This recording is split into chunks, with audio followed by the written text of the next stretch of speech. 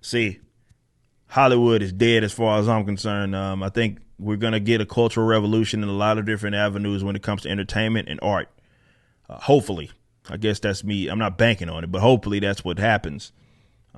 Because what we have right now is people that are more so worried about check boxes in Hollywood than they are about producing good content, especially when it comes to direct adaptation of like comic books. You know, we discussed that enough times for the entire world.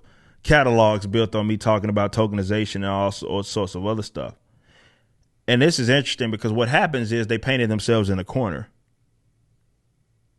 And what I mean by that is that with Hollywood, and you've seen this with other entities as well, like even in these mega corporate entities, who have went all in on catering to a demographic that ain't even that fucking big. But because they've done it and they committed to it, effectively pushing so many other people out of the way, even if they were a more reliable demographic, now they almost have to abide by anything it is that they tell them to do.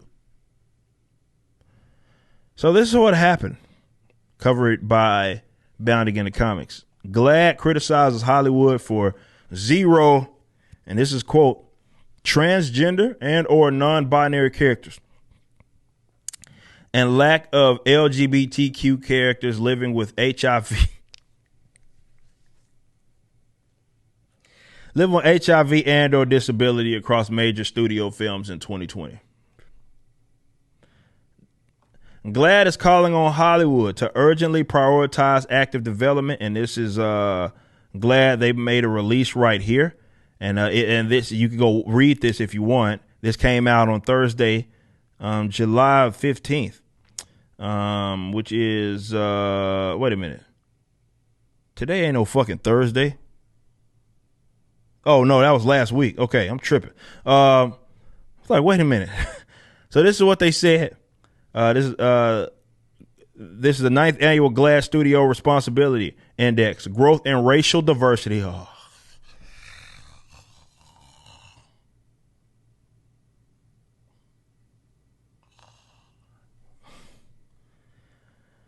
Racial diversity and screen time for LGBTQ character, but zero transgender characters in 2020 wide release films.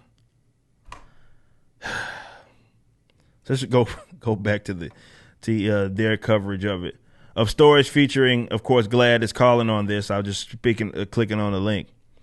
Stories featuring transgender, non-binary, LGBTQ characters living with HIV or disabilities. Released annually since 2013, the LGBT Advocacy Studio Responsibility. That's funny that they call it that. Responsibility Index, because, well, I mean, to be fair, they had ended up being successful. A study that maps the quantity, quality, and diversity. Quality and diversity are antithetical terms. You cannot have both of them. You simply can't.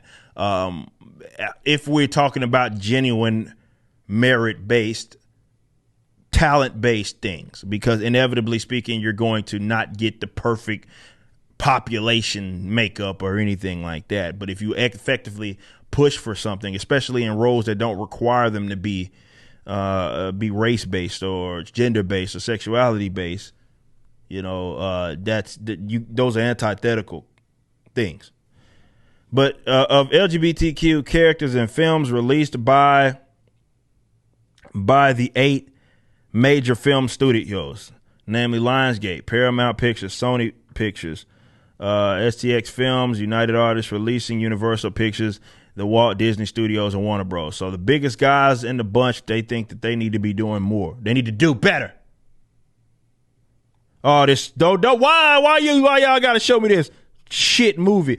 As reported in their recently released 9th entry of their annual study, while LGBTQ characters were featured in 22.7%. That is an overrepresentation.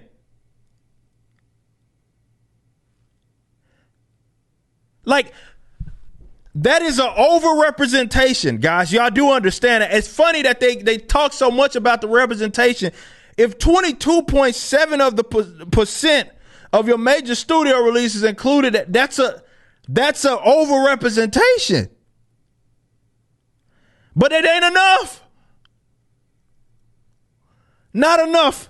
They said for the fourth year in a row, there were 0 transgender and or non-binary characters counted in the major studio films released. So while there were LGBTQ characters, I guess when it came to the T and the non-binary part, so I guess that's the Q plus part, characters, they weren't represented. So you had the L and the G, I guess, and the B, right? But the T and the Q plus, it wasn't enough of them. That's amazing. Of this lack of its transgender and or non-binary characters, GLAAD asserted that their call for increased transgender and non-binary representation in storytelling, especially in political climate, with anti-transgender legislation moving forward at a record pace. And anti-transgender legislation is just anything that isn't like paving the way for them. If you're against trans, what would it be? Let's say this. Say this correctly. If a man transitions into a woman and then competes, if your legislation is like saying that they can't be competing with the women because they were born biological males, then that's anti-transgender as far as I'm concerned, as far as they're concerned, rather. According to the report, the last transgender character GLAAD counted was an offensive caricature in the 2016 film Zoolander 2, a non-binary model, all portrayed by Benedict Cumberbatch. Likewise, though, the group praised how racial diversity of LGBTQ characters saw a welcome increase of 6%. And LGBT characters saw a significant increase in their screen time and had mixed feelings on an observed 4% decrease in bisexual representation and a 14% increase in lesbian. The fact that we even discussing that and they're trying to like tally that rather is crazy. And it says that they took issue with how of 20 LGBT characters in this report, GLAAD found 0 characters living with HIV and also 0 LGBTQ characters with disability. So this is the funny thing about it. I'm done reading that shit. Big shout out to Browning and the Comics for covering that for us, because all this does is show us what we're going to be prepared for in the future, because they're going to get what it is they want. They've gotten it up to this point. Why wouldn't they?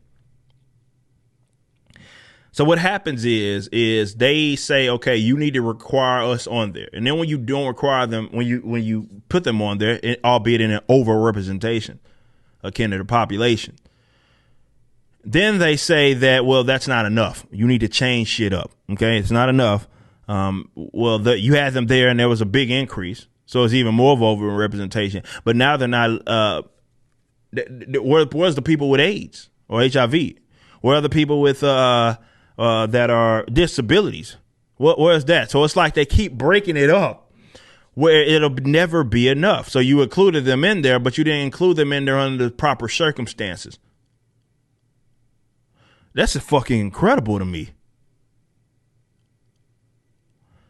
But they're going to get what it is that they want because they got it up until this point. You had, even from which is what's doing while all these studios are doing it, because, you know, they like to kiss each other's ass and highlight how great each of them are. You know that a lot of the, like, what do you call those award shows?